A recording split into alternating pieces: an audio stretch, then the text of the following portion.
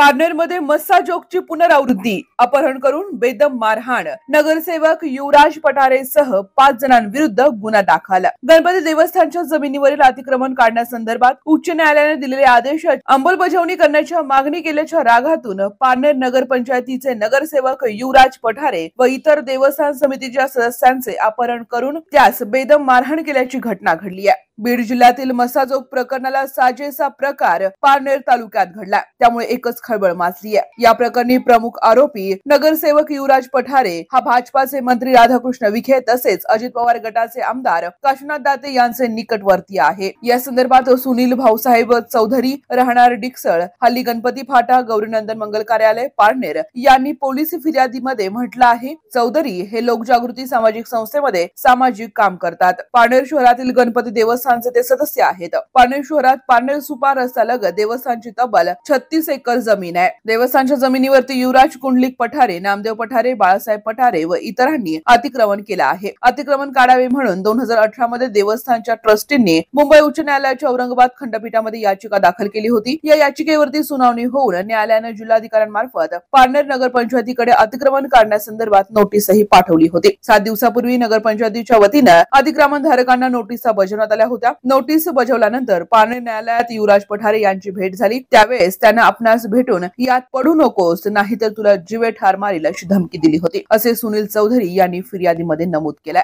7 दिवसाची नोटीस देऊन देखील अतिक्रमण न काढल्याने 26 डिसेंबर रोजी सकाळी 11:30 वाजता सचिव सुधीर पाठक यांच्या सांगण्यावर सुनील चौधरी हे नगरपंचायतीचे मुख्य अधिकारी विनय शिपाई यांच्याकडे गेले। शिपाई यांच्या दालनामध्ये अतिक्रमणासंदर्भात चर्चा सुरू असताना तेथे युवराज पठारे व इतर 2 इसम आले। तुझा इथे येण्याचा काय संबंध, तू यामध्ये पडू नको नाहीतर मी तुला जीवे ठार मारील अशी धमकी मुख्य अधिकारी शिपाई यांच्या समोरच युवराज पठारे यांनी दिली आहे। तर यावेळी सुनील चौधरी म्हणाले, मी देवस्थानचा ट्रस्टी आहे। मुख्य अधिकारी शिपाई यांच्या समक्ष मी याला आता उचलून घेऊन जाणार आहे, त्याला तिकडेच मारून टाकतो, विषय संपवतो अशी धमकी या ठिकाणी युवराज यांनी दिली आणि चौधरी यांची गचांडी घातली। चौधरी कार्यालयाच्या बाहेर पडताच त्यांचं अपहरण करण्यात आलं, त्यांना बेदम मारहाण करण्यात आली। पठारे यांच्या घरी नेऊन त्यांना एका खोलीत कोंडून मारहाण करण्यात आली। त्यांच्या जवळचा मोबाईल काढून युवराज यांनी मोबाईल हिसकावून घेतला।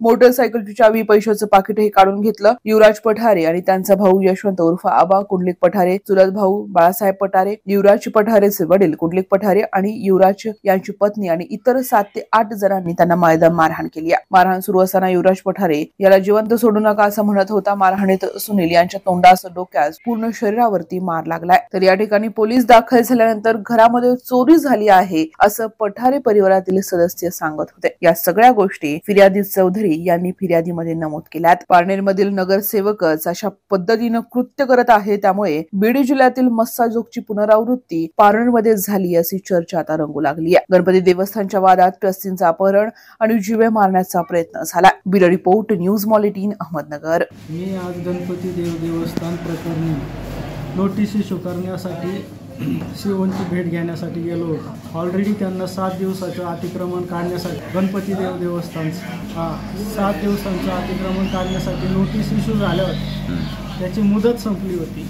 आणि शॉर्ट नोटीस आज इश्यू होणार होत्या। माझे सगळे ट्रस्टी पुण्यात असतात। बाकीचे जे ट्रस्टी आहेत सुधीर देवदास पाठक किंवा थोरात, हे पाठक साहेबांच्या आजारपणामुळे टेस्टिंगसाठी पुण्याला गेले होते, म्हणून मी स्वतः तिथे नगरपंचायतमध्ये चौकशी करता गेलो होतो। तर त्या नगरपंचायतमधून त्यांना कोणीतरी सांगण्यात आलं की बाबा मी तिथं आलो आहे म्हणून। अचानक ते साहेबांच्या केबिनमध्ये आले। केबिनमध्ये आल्यानंतर युवराज पठारे आणि आणखी 2 जण केबिनमध्ये आले। तुझा याच्याशी संबंध काय, तुम्हाला घर पाडायला निघालं का, असं शिवण समोरच दमदाटी करायला चालू केली। त्याच्यानंतर मी शिवणला म्हटलं की शिवसाहेब यांना बाहेर काढा, मला काय यांच्याशी बोलायचं नाही। तरी ते शिवणला दम देऊन तिथंच थांबले आणि म्हटले की आता आम्ही याला घेऊन जाणार आणि मारून तिकडंच फेकून देणार। त्याच्यावर मी त्यांना ट्रस्टी असल्याचा पुरावाही दाखवला मोबाईलमधनं आणि नंतर त्यांनी काही न ऐकता, तू याच्यात पडायचंच नाही, चल रे याचा आता विषय, तू ट्रस्टी झाला कसं काय म्हणले, तुला केलं कोणी, दुसऱ्या कोणाला का नाही ट्रस्टी केलं, अशी बतावणी करून लगेच मला 3-4 जणांनी उचललं आणि खाली असलेल्या सीओनच्या स्वतःच्या केबिनमधनं सीओनच्या समोर मला तिथलं उचलण्यात आलं आणि किडनॅप करून त्यांच्या काळ्या कलरच्या थार गाडीमध्ये टाकण्यात आलं। थारमध्ये टाकल्यानंतर युवराज पठारे यांनी ड्रायव्हरला सांगितलं की बाबा गाडी डायरेक्ट घरी घे. घरी गेल्यानंतर त्यांनी मला गाडीमध्येच हाणमार, घरी नेत असताना गाडीमध्येच हाणमार करायला चालू केली. आणि घरी गेल्यानंतर मग माझे मोबाईल पोलिसांना कळवू नये म्हणून गाडीची चावी आणि वॉलेट काढून घेतलं. आणि तू माझं घर पाडवायला निघाला का, मी तुला आज जिवंतच ठेवत नाही, मी आज त्याच्यावरच आहे, तुला संपवल्याशिवाय सोडणार नाही, असं म्हणून युवराज कुंडलिक पठारे, त्याचे वडील कुंडलिक पठारे, त्याचा भाऊ यशवंत कुंडलिक पठारे, त्याच्यानंतर त्याचा चुलता बाळा पठारे, नामदेव पठारेच्या घरातली माणसं, अशा सगळ्या नातेवाईकांनी मिळून मला जीवे मारण्यासाठी बांबू हातात जे भेटल ते त्याच्यासहित मला मारण्याचा प्रयत्न केला. मीन व्हाईल 2 तास मला ते कन्सिस्टंटली मारत होते. 2 तास मारल्यानंतर माझ्यावर खोटा गुन्हा दाखल करण्यासाठी त्यांनीच पोलिसांना फोन करून बोलवून घेतलं. आणि त्याच्यानंतर पोलीस डिपार्टमेंटचे डहाळे तिथे आले व त्यांनी मला तिथनं काढून पोलीस स्टेशनला आणलं. त्याच्यानंतरची फिर्याद मी तिथं दाखल केली. हो, ट्रस्टच्या वतीनं काम पाहतो म्हणून यात झालं असं की सगळ्या ट्रस्टींचं वय झालेलं आहे, 70च्या पुढे एज गेले. ते सगळे पुण्यात असतात. इथे फक्त ट्रस्टींपैकी मी, पाठक साहेब आणि थोरात असे तिघेच असतो. त्यापैकी थोरात आणि पाठक साहेब ही कामानिमित्त हॉस्पिटलमध्ये, त्यांचंही पाठक साहेबांचं कॅन्सरचं ऑपरेशन झाल्यामुळे तेही पुण्यात गेले होते. त्यांनी मला बांबू, लाकडे, रॉड, लाथाबुक्क्यांनी मारले, गळा दाबून जीव मारण्याचा प्रयत्न केला. पण डहाळे साहेब आल्यामुळं अंगावर दारू किंवा रॉकेल ओतण्याचाही प्रयत्न केला की मी पिलेलो होतो, चोरीचा गुन्हा दाखवण्यासाठी.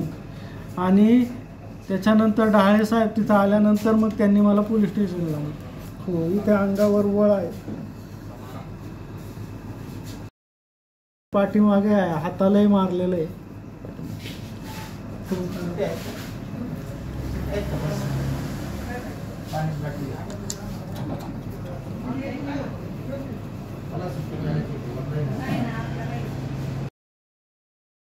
हो, गळा दाबून जीव मारण्याचाही प्रयत्न केला. हा जरी इथून सुटला तर आपली नावं सांगल म्हणून माझ्याकडचा मोबाईल काढून घेतला मोटरोलाचा. त्याच्यानंतर गाडीची चावी काढून घेतली. त्याच्यानंतर माझं वॉलेट काढून घेतलं. आणि परत मला जो येईल तो सतत फक्त मारतच होता. जीव मारण्याचाच त्यांचा प्लॅन होता. पण पोलीस आल्यामुळे मी वाचलो.